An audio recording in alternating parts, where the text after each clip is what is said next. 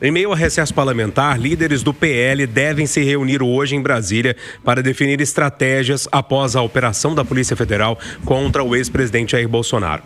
2 comissões da Câmara dos Deputados, presididas por parlamentares do PL, convocaram reuniões deliberativas para amanhã com moções de apoio ao Bolsonaro, né? Tá na pauta isso aí. As convocações contrariam um comunicado do presidente da Câmara dos Deputados, Hugo Mota, que manteve o recesso de julho, mesmo após a oposição pedir para que as férias dos parlamentares fossem canceladas para reagir às medidas. O Edilene, tem um movimento da oposição, né, em torno disso tudo. Um movimento grande da oposição, Júnior. O que você disse aí, eles tentaram suspender o recesso parlamentar, não conseguiram aval dos presidentes das casas e agora vão se reunir e estão em um pacto de silêncio durante todo o final de semana porque ainda não revelaram a estratégia que vão adotar daqui para frente. Na sexta-feira eu adiantei uma informação que eu conversei com diversos aliados do ex-presidente Jair Bolsonaro e a expectativa deles é que após esse tarifaço, Donald Trump aplique uma sanção ainda maior ao Brasil, que possa ser uma sanção militar, da perspectiva da segurança, por exemplo, e um dos exemplos dado por eles era de que o Brasil poderia, por exemplo, ter voos proibidos de pousar nos Estados Unidos, que provocaria um caos na aviação civil brasileira. E outras medidas também relacionadas à transmissão por satélite e a uma série de medidas de telecomunicações, áreas do Brasil em que os Estados Unidos pudessem interferir. Nesse ponto, eu acho que a medida de Jair Bolsonaro e de Eduardo seria, se isso de fato estiver sendo pensado, colocar um freio no Donald Trump,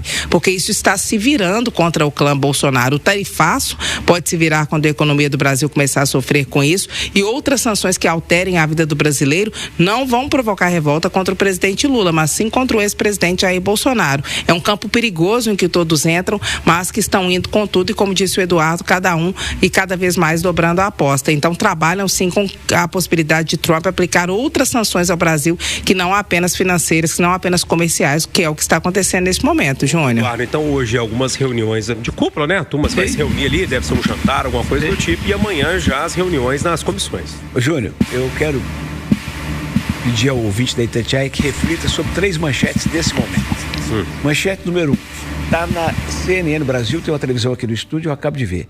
Petistas querem proibir a entrada de Marco Rubio do Brasil.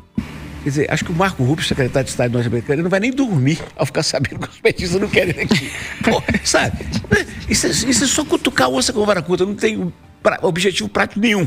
Bom, manchete número 2. Edilene diz que Sóstenes Cavalcante já anunciou, está lá no aeroporto esperando a turma chegar e falou, é guerra. Então, olha o estado de espírito dos dois. Agora, manchete número 3, que está no site da UOL nesse momento. Agro contrata escritórios de lobby no ZEUA, nos Estados Unidos, para tentar negociar tarifas. Ou seja, órfãos, os líderes do agronegócio, que é o orgulho brasileiro, que é o motor da economia brasileira, estão contratando lobistas lá nos Estados Unidos para atuar. Quando a gente tinha que ter a chamada força-tarefa pela Rita, ou algo liderado pelo Congresso Nacional, pelo presidente da casa, para fazer isso, João. Então, sabe, é um sentimento de orfandade. Ô Rita, Eduardo, eu queria só acrescentar mais uma coisa. Eu não concordo com o que a Edilene falou, não. Eu acho que quando a carta foi escrita e o Bolsonaro foi citado no primeiro parágrafo, houve esse cunho político.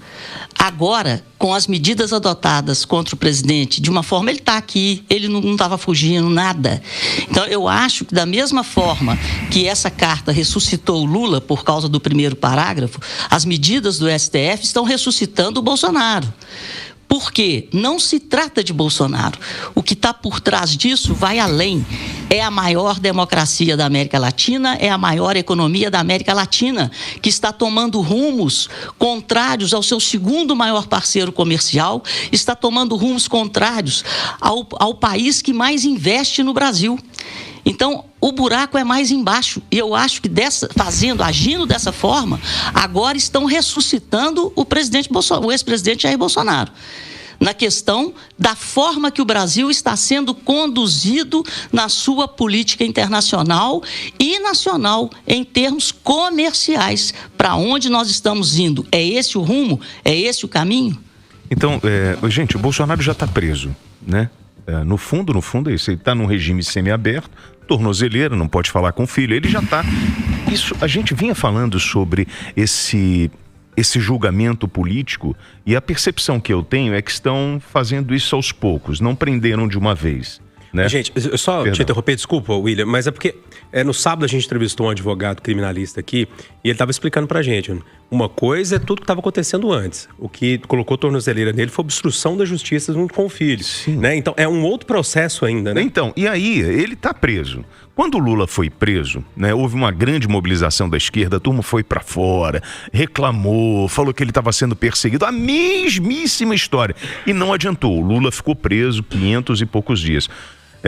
O que a gente vem observando nesse processo, e aí você pode questionar várias decisões arbitrárias, é que é uma ordem natural. Acho que o que eles estão fazendo é prendendo Bolsonaro aos poucos e torturando, destruindo cada vez mais a imagem dele em função da preocupação com 2026. E eu vejo do outro lado o seguinte, qual é a opção que a gente tem para o governo americano? Então, já que nós estamos nesse viés de ir para o lado da esquerda, é rasgar a nossa Constituição, pedir o impeachment do Alexandre de Moraes, pedir o impeachment do Lula e soltar o Bolsonaro. E aí vai estar legal para o governo americano?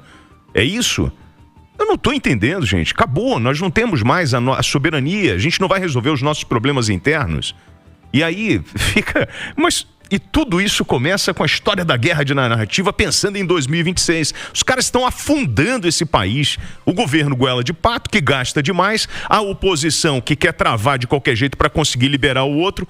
E a gente não vai andar. Vai ficar nesse lenga-lenga, nessa história. E já você vai começar a sentir no teu bolso, no teu dia a dia, a dificuldade de viver no Brasil. Você chamou, Edilene? Quer arrematar? Não, Júnior, estou contemplada. Ok, então, ponto final, nossa conversa de redação, que teve os jornalistas Eduardo Costa, William Travassos, Edilene Lopes e a economista Rita Mundim.